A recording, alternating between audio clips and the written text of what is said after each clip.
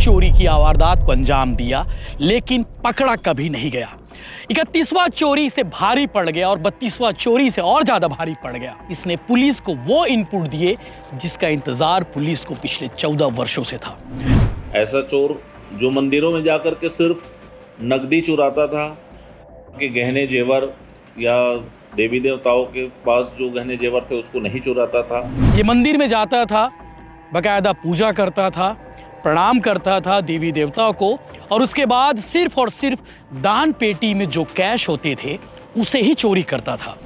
बड़े ही शातिर तरीके से चोर लगातार अपने शर्ट पैंट बदल करके, रंग हुलिया बदल करके चोरी करता था। चोरी करने से पहले ये कपड़े बदलता था और चोरी करने के ठीक बाद एक और कपड़ा बदलता था। यानी कि चोरी की वारदात से पहले और बाद में ये कपड़े बदलता था ताकि किसी को शक भी ना हो। एक और चीज बता रहा हूं, अब ये चोर कोई गरीब भी नहीं है, लेकिन इसे शौक था चोरी करना, और चोरी की जो वारदात को अंजाम देता था इसकी जगह फिक्स होती थी। हर बार टारगेट ये मंदिर को करता था। आज आपको एक स्मार्ट चोर से मिलाने वाले हैं। स्मार्ट चोर इसलिए कहना पड़ रहा है क्योंकि 14 सालों में इसने 30 चोरी की वारदात को अंजाम दिया, लेकिन पकड़ा कभी नहीं गया। 31वां चोरी इसे भारी पड़ गया और 32वां चोरी से और ज़्यादा भारी पड़ गया। और इन दोनों चोरियों में ज़्यादा दिनों का फ़र्क नहीं था, सिर्फ 3-4 दिनों का फ़र्क था। और इन 3-4 दिनों के बीच में इसने पुलिस को वो इनपुट दिए जिसका इंतज़ार पुलिस को पिछले 14 वर्षों से था। अब आप सोचिए, 14 सालों में ये चोर कभी पकड़ा नहीं गया। आखिर ऐसा क्या करता था ये चोर जिसकी वजह से ये कभी पुलिस की पकड़ में नहीं आया? और पुलिस भी हैरान परेशान जब ये चोर पकड़ा गया और इस चोर से जब पूछताछ की गई तब चोर ने सारे राज खोल दिए। और ये चोर कोई गांव का नहीं है, कोई बस्ती का नहीं है, भिलाई शहर के सबसे रिहायशी इलाके वैशाली नगर इलाके का रहने वाला है। और ये चोर कोई गरीब भी नहीं है, लेकिन इसे शौक था चोरी करना, और चोरी की जो वारदात को अंजाम देता था इसकी जगह फिक्स होती थी। हर बार टारगेट ये मंदिर को करता था, सिर्फ और सिर्फ मंदिर को। और एक और हैरानी की बात आपको बता रहा हूँ, ये मंदिर में जाता था, बकायदा पूजा करता था, प्रणाम करता था देवी देवताओं को, और उसके बाद सिर्फ और सिर्फ दान पेटी में जो कैश होते थे उसे ही चोरी करता था। इसने कभी जेवर पार नहीं किए, इसने कभी सोने चांदी के आभूषण पार नहीं किए, सिर्फ और सिर्फ कैश ही पार करता था। और इसीलिए ये बचता था। बचने के पीछे एक और रीज़न है, वो भी आपको बताता हूँ। चोरी करने से पहले ये कपड़े बदलता था और चोरी करने के ठीक बाद एक और कपड़ा बदलता था। यानी कि चोरी की वारदात से पहले और बाद में ये कपड़े बदलता था ताकि किसी को शक भी ना हो। एक और चीज़ बता रहा हूँ, और हमेशा चोर रैकी करता है, तो ये चोर भी सिर्फ एक दिन की रैकी करता था। जहाँ भी चोरी की वारदात को अंजाम देना होता था उसके एक दिन पहले उस इलाके को अच्छे से देखता था। सबसे पहले इसकी नज़र सीसीटीवी कैमरे पर जाती थी कि कहीं आसपास कैमरा तो नहीं लगा है, और जब जिस इलाके में कैमरा लगा होता था उसका तोड़ भी इसके पास होता था। लेकिन जैन मंदिर धनोरा रिसाली और सेक्टर 7 मंदिर में जब चोरी की वारदात को अंजाम दिया इसने, उस दिन इससे सबसे बड़ी भूल यही हुई कि ये कैमरे की कैद में आ गया।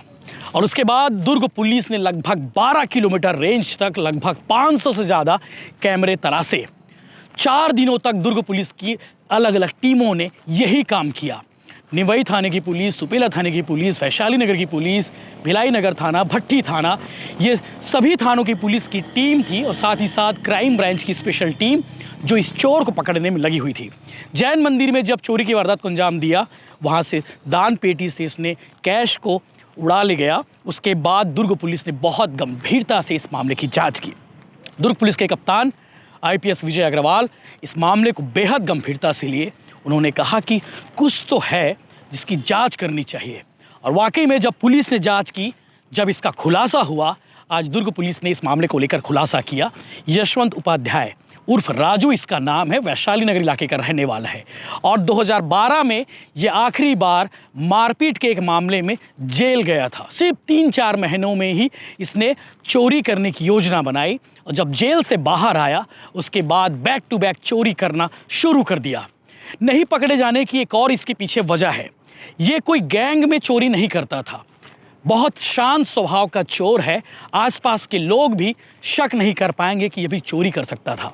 लेकिन इसने जो प्लानिंग की, इसने जो वारदात को अंजाम दिया, हर बार चोरी करता था, सिर्फ दान पेटी से कैश निकालता था, आभूषण को पार नहीं करता था। इसका भी एक उसूल था कि भैया देवी देवताओं के आभूषण को पार नहीं करना है, सिर्फ कैश ही ले जाना है। और उसके पीछे रीज़न इसने बताया है कि कैश से, जो दान पेटी में जो कैश आते हैं, इससे लोगों का कोई लेना देना नहीं होता है, सिर्फ मंदिर वालों का ही लेना देना होता है, और इसीलिए ये सिर्फ कैश को लेकर जाता था। दुर्ग पुलिस ने आज इस पूरे एपिसोड का खुलासा किया है।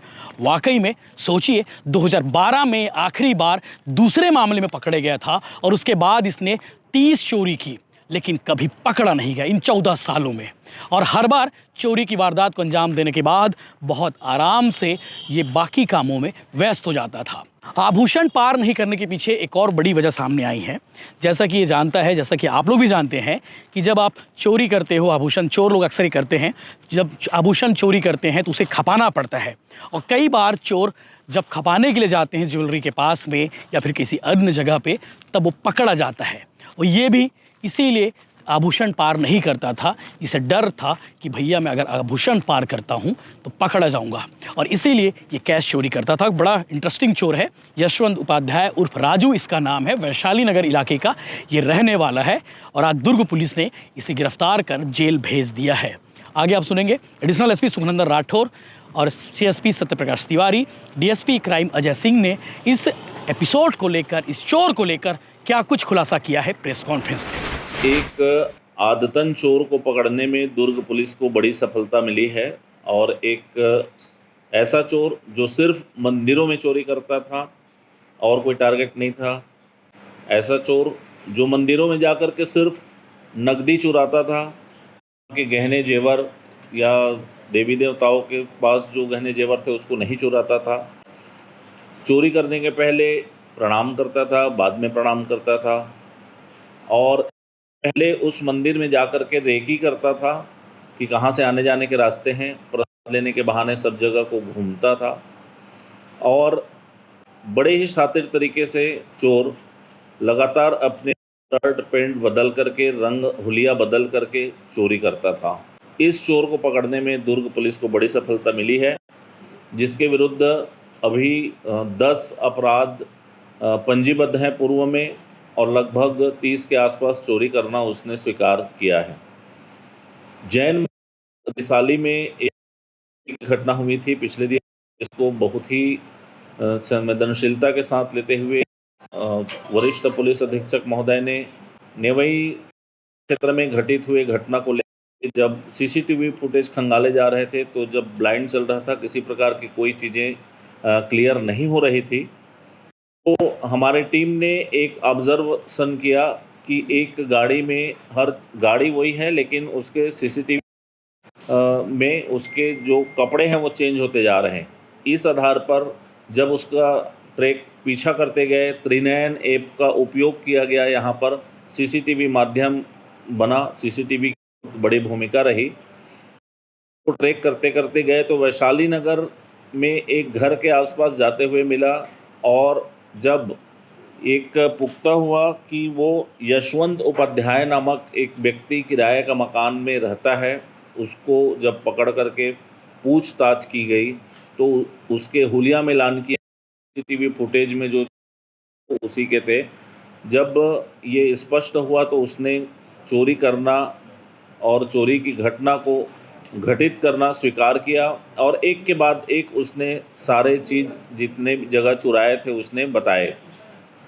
जब एफआईआर खंगाला गया तो अलग अलग थानों में, विभिन्न मंदिरों में जो तत्काल फौरी तौर पे 10 एफआईआर मिले हैं, और लगभग उसने 30-32 चोरी अलग अलग थाना क्षेत्र में पूरे दुर्ग के मंदिरों में करना स्वीकार किया है। बताता था कि जब 2012 में अपराध में जब जेल दाखिल हुआ था, उस समय चोरों के साथ इसकी दोस्ती हुई थी, और तब से इसके मन में चल रहा था कि सबसे शांत क्षेत्र मंदिर है, जहाँ पर लोगों को लेना देना नहीं रहता, किसी का पर्टिकुलर व्यक्तिगत वो पैसा नहीं रहता, और पता है वो उसको ले लेने से क्या ही होगा। इस तरह से उसके मन में एक फितूर सा चढ़ा, और उसने मंदिर को टारगेट करना शुरू किया, और लगातार इस बीच में चोरी किया। वो बीच में चोरी करना बंद कर दिया था, लेकिन अभी पिछले 1 साल से फिर से इसने मंदिरों को टारगेट किया और मंदिरों में जा कर के चोरी करता था।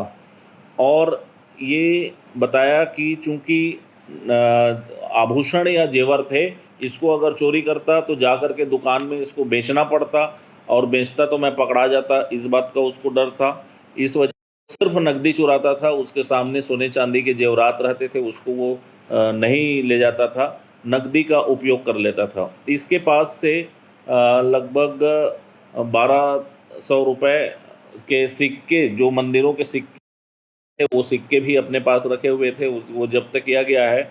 जुपिटर गाड़ी का यूज़ करता था। दूसरे चौक मंदिर जाने के पहले वो चौक में खड़ा कर देता था गाड़ी को, और उसके बाद पैदल जाता, फिर कपड़े चेंज कर लेता, फिर थोड़ा पैदल जा कर के चल लेता। इस तरह से अपने साथ एक बैग रखे रहता था, उसमें अपने कपड़े रखे रहते थे, और चौक चौक में जा कर के कपड़े चेंज करके अपनी इस तरह की घटना को अंजाम देता था।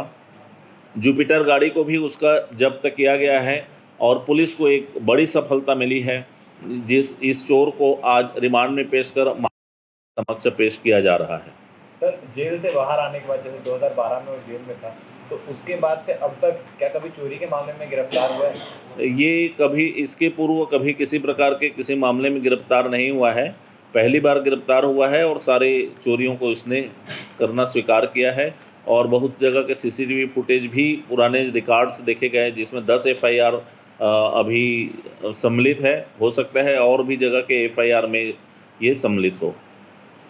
सर, जो महाराणा प्रताप भवन में चोरी हुई थी, वहाँ पर भी वो चोर ने जेवर नहीं उठाए थे, सिर्फ कैश में वहाँ से इसी का ही आ रहा है, एक सीसीटीवी फुटेज मिला है, उसमें अभी मिलान कर रहे हैं, करना स्वीकार किया।